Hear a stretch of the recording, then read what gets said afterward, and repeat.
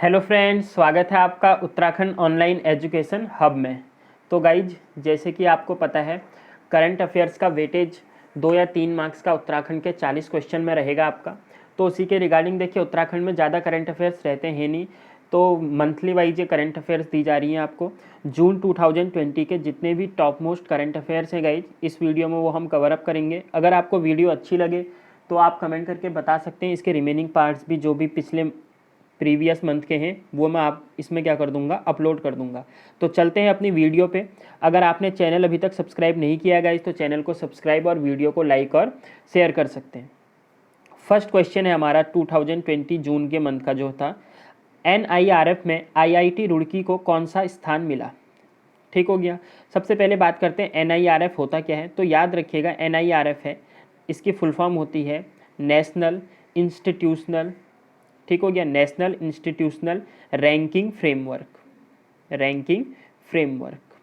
ठीक है, ये एक लागू किसने की थी, जो रुड़की IIT रुड़की को जिसमें स्थान मिला, ये NIRF इंस्टीट्यूट है, उसके द्वारा क्या की गई थी गाइज, ये पब्लिश की गई थी। तो इसमें जो IIT रुड़की को स्थान मिला था, याद रखिएगा, वो स्थान था चौथा। ऑप्शन नंबर सी आपका क्या हो जाएगा, राइट आंसर हो जाएगा।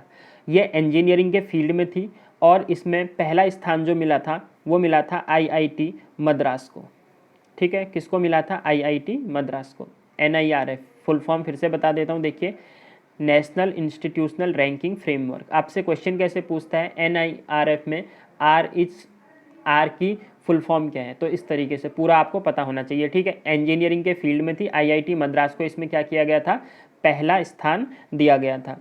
किसके अंतर्गत आता है गाइज ये NIRF जो ये रैंक जारी करता है, तो ये किस में आ जाएगा, मानव संसाधन में आ जाएगा। ठीक है, जो कि अब चेंज हो चुका है आपका, अब वो एजुकेशन बन जाएगा, एजुकेशन डिपार्टमेंट।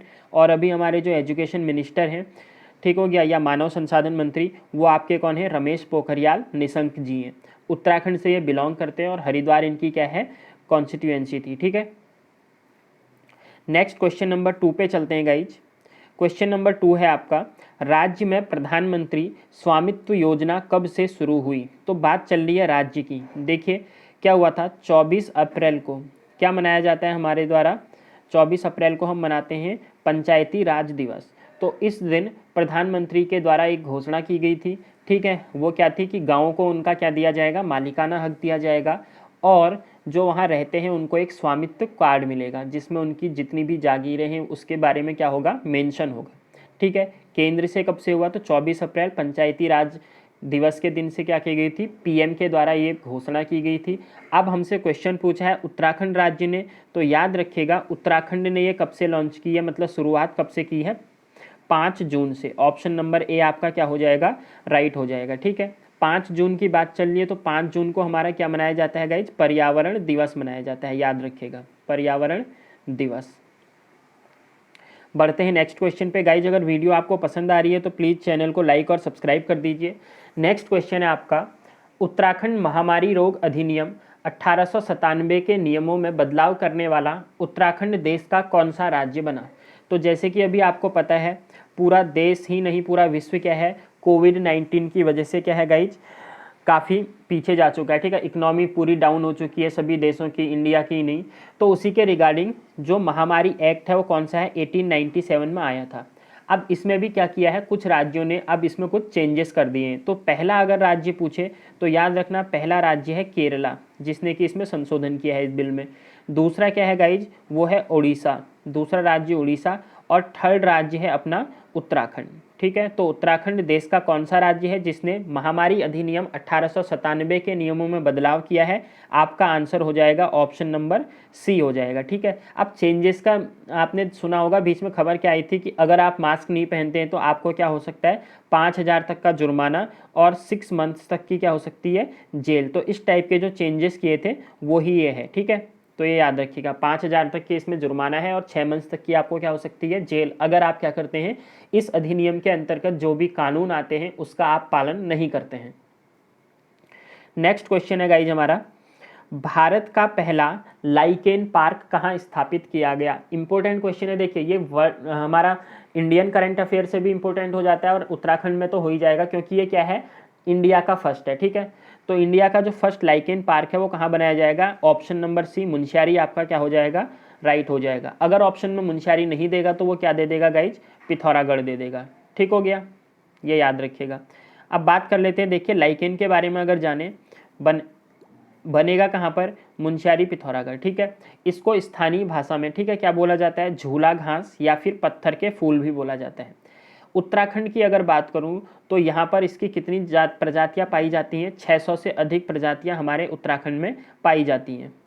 पूरे विश्व में अगर बताऊं गाइज आपको तो 20,000 से ज़्यादा स्पीसीज इसकी हैं। ठीक हो गया, प्रजातियाँ पाई जाती हैं इसकी क्या, लाइकेन की। उसमें से 2000 से अधिक ही है, 2000 प्लस जो है वो इंडिया में है, और उन 2000 में से भी अपने उत्तराखंड में 600। ठीक हो गया, और उसके बाद बात करें तो 500 के करीब, 500 प्लस हैं, ये आपका हिमाचल में पाई जाएगी, और 386 या 400 के पास आप कह सकते हैं ये कहाँ पर, जम्मू एंड कश्मीर में। ठीक है, इतना हो गया। अब ये होते क्या है लाइकेन, देखिए जीव वैज्ञानिकों के अनुसार लाइकेन थैलस एक प्रकार से परस्पर सहजीविता का उदाहरण है। ये सहजीविता क्या होती है, मतलब जो एक दूसरे पर क्या करते हैं गाइज, मतलब एक दूसरे की क्या कह सकते हो, लाइवलीहुड को बिलोंग करते हैं, एक दूसरे पर निर्भर करेगा अपने जीवन को व्यापन करने के लिए। शैवाल द्वारा कवक को भोजन की आपूर्ति की जाती है, बदले में कवक द्वारा शैवाल को सुरक्षा, जल, नाइट्रोजन वाले पदार्थ एवं खनिज लवण प्रदान किए जाते हैं। देखो शैवाल कवक पर डिपेंड कर रहा है और कवक किस पे डिपेंड कर रहा, शैवाल पर। तो इस टाइप की जो सहभागिता होती है वो क्या कहलाती है, सहजीविता कहलाती है। ठीक हो गया। ये लाइकेन जो होते हैं इंपॉर्टेंट क्यों हैं, क्योंकि ये प्रदूषण के क्या होते हैं गाइड, सूचक होते हैं। ठीक है, आपसे क्वेश्चन पूछे which of the following is indicator of pollutant, ठीक है, एनवायरनमेंट में पॉल्यूशन को इंडिकेशन के लिए कौन सा यूज होता है, तो आपका आंसर क्या हो जाएगा, लाइकेन हो जाएगा। अगर प्रदूषण की मात्रा आपकी बढ़ जाती है तो अगर वहाँ पे लाइकेन है तो लाइकेन क्या हो जाते हैं, लुप्त हो जाते हैं। उत्तराखंड की बात करें तो चमोली हो गया आपका, ठीक है, चंपावत हो गया, पिथौरागढ़ हो गया और अल्मोड़ा, इन जगहों पर ये क्या की जाती है, लाइकेन पाया जाता है। नेक्स्ट बढ़ते हैं गाइज। नेक्स्ट क्वेश्चन है हमारा, मुख्यमंत्री त्रिवेंद्र सिंह रावत ने सभी विश्वविद्यालयों को ऑनलाइन कनेक्ट करने के लिए कौन से पोर्टल का शुभारंभ किया।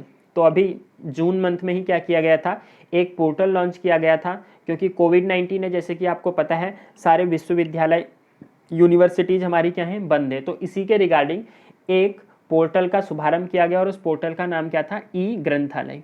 ठीक है, ऑप्शन नंबर बी आपका क्या हो जाएगा, राइट हो जाएगा। 1 लाख से अधिक इसमें बोला गया है कि ये क्या करेंगे, पोर्टल्स को लॉन्च मतलब सबमर्ज करेंगे, जिससे कि आप कहीं पे भी हो उत्तराखंड में, कोई भी क्या हो सकती है, यूनिवर्सिटी से कोई भी बुक, कोई भी स्टूडेंट या कोई भी आपके जो प्रोफेसर हैं वो उसको क्या कर सकते हैं, रीड कर सकते हैं। तो अच्छी पहल है। तो ई ग्रंथालय का शुभारंभ किया गया मुख्यमंत्री त्रिवेंद्र सिंह रावत जी के द्वारा। ठीक है, किससे रिगार्डिंग है ये याद रखिएगा, विश्वविद्यालय, अभी केवल विश्वविद्यालय की बात की जा रही है। ठीक है, अब यहीं पर बात आ रही है, देखिए विश्वविद्यालय आपका किस में आ जाता है गाइज, ये आ जाता है हाईयर एजुकेशन में। तो हाईयर एजुकेशन मिनिस्टर अभी जो हैं वो कौन है, हमारे धन सिंह रावत जी हैं, ये याद रखिएगा। ठीक है, और अगर आपसे केवल पूछे एजुकेशन मिनिस्टर कौन है, धन सिंह रावत के बारे में बात करें तो धन सिंह रावत के पास हाईयर एजुकेशन डिपार्टमेंट तो है ही, साथ में क्या है गाइज, जिनके पास सहकारिता विभाग भी है। ठीक हो गया, और प्रोटोकॉल जो होता है, प्रोटोकॉल विभाग भी इनके पास ही है। और जो हमारे धन सिंह रावत हैं ये क्या हैं, स्वतंत्र प्रभार राज्य मंत्री हैं। ठीक हो गया, ये याद रखना। दूसरा, अगर आपसे पूछे एजुकेशन मिनिस्टर कौन है, अब एजुकेशन मिनिस्टर में क्या आ जाएगा आपका, क्लास 1 to 12 तक, ठीक है, जो एजुकेशन होगा, तो वो उसमें अगर पूछता है तो वो होंगे आपके कौन, अरविंद पांडे। अरविंद पांडे। देखिए गाइज, करंट अफेयर के साथ स्टैटिक जो भी पार्ट्स हो सकता है ना, उससे रिलेटेड जो भी एग्जाम में पूछ सकता है वो सारा कवर अप किया जा रहा है। नेक्स्ट है आपका, एशिया की सबसे बड़ी दूरबीन कहाँ स्थापित की गई। फिर से एक इंपॉर्टेंट क्वेश्चन बन जाएगा, एशिया की सबसे बड़ी दूरबीन, तो देहरादून, अल्मोड़ा, नैनीताल या फिर पौड़ी। तो आपका आंसर क्या हो जाएगा गाइज, ये की गई है नैनीताल में। ठीक है, ऑप्शन नंबर सी। नैनीताल के कहाँ पर की गई है, तो याद रखिएगा मुक्तेश्वर में। मुक्तेश्वर कहाँ पर पड़ता है, नैनीताल में। ये अगर पूछे आपसे कौन सी दूरबीन है तो मैं बता देता हूँ। देखिए ये जो दूरबीन है ये क्या है, ILMT। तो ILMT की फुल फॉर्म क्या है, इंटरनेशनल लिक्विड मिरर टेलीस्कोप। ठीक है, ILMT क्या है, ये ILMT दूरबीन है जिसकी फुल फॉर्म है international liquid mirror telescope. 4 metre height की है गाइज, ये जो टेलीस्कोप दूरबीन है कितनी हाइट है इसकी, 4 मीटर। मुक्तेश्वर की बात करें तो यहाँ पर पशु चिकित्सा अनुसंधान केंद्र है जो कि 1893 में एल्फ्रेड लिंगाल के द्वारा बनाया गया। एरीज भी है यहाँ पर। ठीक हो गया, एरीज नैनीताल में, कहाँ पर है गाइज ये? वर्तमान में अगर बात करूँ तो मनोरा चोटी पर है, ठीक है। और कब मनोरा चोटी पर इसे स्थानांतरित कब किया गया था? 1961 में। उससे पहले 1955 में, ठीक है। इसको कहाँ पर थी? 1955 से 1961 तक ये थी डांडा घाटी पे, शेर का डांडा जो है, ठीक हो गया, वहाँ पर थी। तो इतनी इन्फॉर्मेशन याद रखिएगा। नेक्स्ट बढ़ते हैं, राज्य में हाथियों की संख्या वर्तमान में कितनी है? तो अभी 2019 में क्या हुआ, ये जो बात चल रही है गाइज, जो वन विभाग है उसके द्वारा क्या किया गया था, हाथियों की संख्या के बारे में बताया गया। तो अभी वर्तमान की बात करें तो इन्होंने बोला है 2026 हाथी अभी क्या है वर्तमान में उत्तराखंड में है। 1839 जो है गाइज ये 2017 में थे। 2017 तक कितने थे पूछे तो 1839। वर्तमान में कितने हैं? 2026। इनमें जो इन्होंने एनालिसिस किया गाइज, इसमें बताया कि जो हमारा कॉर्बेट नेशनल पार्क है, ठीक हो गया, इसमें कितने हाथी बताए इन्होंने? 224 हाथी, 1224 हाथी बताए हैं। और जो आपका राजा जी है इसमें बताए गए हैं 461, ठीक है। राजा जी की बात करें तो राजा जी हाथियों के संरक्षण के लिए जाना जाता है। दूसरा, राजा जी किस, अगर पूछे हमारे किस भारतीय पॉलिटिशियन के नाम पर था, तो याद रखना सी राजगोपालाचारी जी के नाम पर कब क्या बनाया गया था, ये राजा जी पार्क को बनाया गया था। और अगर बात करें पहला पार्क, नेशनल पार्क कौन सा है इंडिया का, तो कौन सा हो जाएगा? कॉर्बेट हो जाएगा, ठीक है। 1936 में इसे बनाया गया था सर हेली नाम से। नेक्स्ट क्वेश्चन आ जाएगा गाइज, उत्तराखंड में 84 कुटिया कहाँ स्थित है? तो अभी 84 कुटिया क्यों फेमस हुई थी गाइज? क्योंकि वन विभाग जो है उत्तराखंड का, उसने 84 कुटिया को पर्यटन हब के रूप में विकसित करने का क्या लिया? निर्णय लिया। तो इसीलिए ये खबरों में थी। तो 84 कुटिया स्थित है आपकी, याद रखिएगा, पौड़ी जनपद में। ऑप्शन नंबर ए आपका क्या हो जाएगा? राइट हो जाएगा, ठीक है। 84 कुटिया जो है इसको क्या किया जा रहा है? पर्यटन हब के रूप में विकसित किया जाएगा। किसके द्वारा किया जाएगा? तो वन विभाग के द्वारा किया जाएगा। तो वन विभाग की बात चल रही है, आप कमेंट करके मेरे को बता सकते हैं अभी वर्तमान में हमारे जो वन मंत्री हैं वो कौन है, ठीक हो गया।